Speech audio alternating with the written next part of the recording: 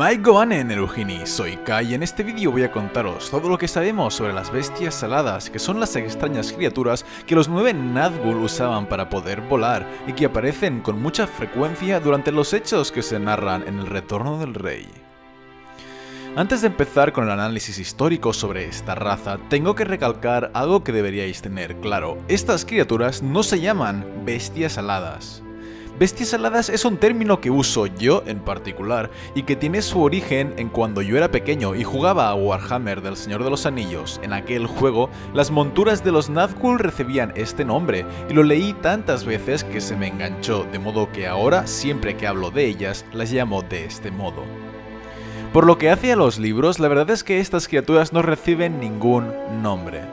A lo largo de toda la narración del Señor de los Anillos, estas criaturas aladas no tienen ningún nombre propio, sino que para referirse a ellas los personajes dicen Winged Nazgûl en inglés o Nazgûl alado en castellano, pero no tienen un nombre que les distinga como raza. Es por eso que, a falta de tener ningún otro nombre propio que nos indicara Tolkien en los libros, yo creo que el término de bestias aladas no está mal empleado y a lo largo de todos mis vídeos vais a oírme hablar de ellas siempre con esta referencia. Aún así, cabe destacar que en las cartas de Tolkien, en concreto en la carta número 100, Tolkien le escribió una carta a su hijo Christopher en la que mencionaba a las bestias aladas y las llamaba Nazgûl Birds, los pájaros de los Nazgûl. Por lo que hace a su aspecto físico, sabemos que una bestia alada era un ave, pero un ave más grande que todos los otros pájaros y que no tenía ninguna clase de plumas. Sus alas eran enormes, hedían y eran como membranas coriáceas entre dedos callosos. En la carta 211 de las cartas de Tolkien se compara a las bestias aladas con los pterodáctilos, y Tolkien admitió que, aunque no era su intención hacer que las monturas de los Nazgûl fueran pterodáctilos, es cierto que seguramente ambas criaturas serían muy parecidas. Por lo que hace a su historia, la verdad es que sabemos muy poco, pero al menos sabemos lo suficiente para reconstruir todo lo que ocurrió con esta raza. Las bestias aladas tienen su origen en las primeras eras del mundo, probablemente durante la Edad de los Árboles. Por aquel entonces no tenían el inmenso tamaño que alcanzaron durante la Guerra del Anillo, pero igualmente debían ser criaturas grandes. A lo largo de todos los meses que llevo hablando de la Tierra Media, muchos de vosotros me habéis preguntado si las bestias aladas son dragones. La respuesta es que no, las bestias aladas y los dragones son dos especies totalmente distintas, y lo más seguro es que las bestias aladas existieran antes de que se crearan los dragones. Aún así, es posible que ambas razas guardaran cierta relación, porque como ya os conté en mi respectivo vídeo, parece ser que los dragones de la Tierra Media fueron creados por Morgoth, lo cual no tiene sentido, porque los Valar no podían crear seres racionales con vida y pensamiento propio.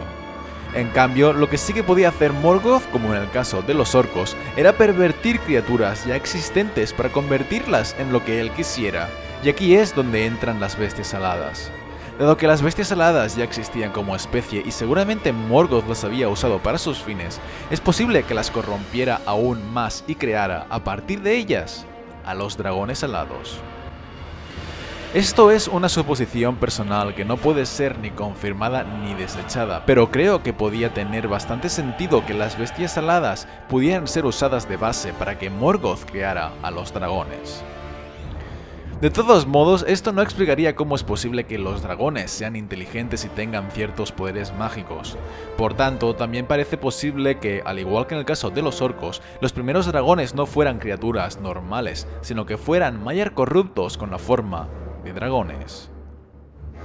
En cualquier caso, lo que sabemos es que las bestias aladas son criaturas muy antiguas, prehistóricas, y que en un momento dado ocurrió algo que hizo que su especie se quedara prácticamente extinguida. No sabemos qué es lo que pudo ocurrir, pero como sabemos que al final de la Primera Edad, la Guerra de la Cólera destruyó parte del mundo, es posible que las bestias aladas tomaran parte en esta guerra. Por eso digo que seguramente luchaban al lado de Morgoth, debieron ser derrotadas por el ejército de los Valar, quienes extinguieron a casi toda su raza, al igual que dejaron casi extintos a los dragones y a los orcos. Tanto si fue durante la Guerra de la Cólera como si fue en alguna otra catástrofe natural, la cuestión es que, de entre toda su especie, solo unas pocas bestias aladas consiguieron sobrevivir. Sabemos que hicieron algún nido en montañas olvidadas y frías y se reprodujeron en secreto, nunca saliendo bajo la luz del sol sino bajo la luz de la luna. No sabemos dónde estaba situado su nido, pero es posible que fueran en las montañas de Mordor, donde pudieron haber huido de Beleriand igual que había hecho ella la araña. Debió de ser por eso que Sauron las encontró pasados muchos años y las adoptó, de manera que se llevó a la especie para que creciera bajo su influencia. Alimentó a las bestias aladas con carnes putrefactas, tal vez incluso invirtiendo en ellas parte de su propio poder, hasta que fueron criaturas mucho más grandes que todas las otras criaturas aladas que surcaban los cielos. No conocemos de ninguna aparición que hubieran hecho nunca las bestias aladas durante la Segunda y Tercera Edad, hasta que llegó la Guerra del Anillo. Sauron las entregó como monturas para los 9 Nazgûl, sus más letales sirvientes, para que pudieran moverse de manera más rápida y eficaz. Además, probó ser una excelente idea, porque los Nazgûl podían ver poco, y menos si era de día, pero las bestias aladas tenían una vista excelente y podían verlo todo a pesar de que se encontraran a mucha distancia en el cielo, de manera que no solo servían como monturas, sino también como ojos para los Nazgûl. Cuando volaban muy alto, parecían casi imperceptibles, como simples murciélagos volando por encima del suelo, pero en realidad tenían un tamaño monstruoso.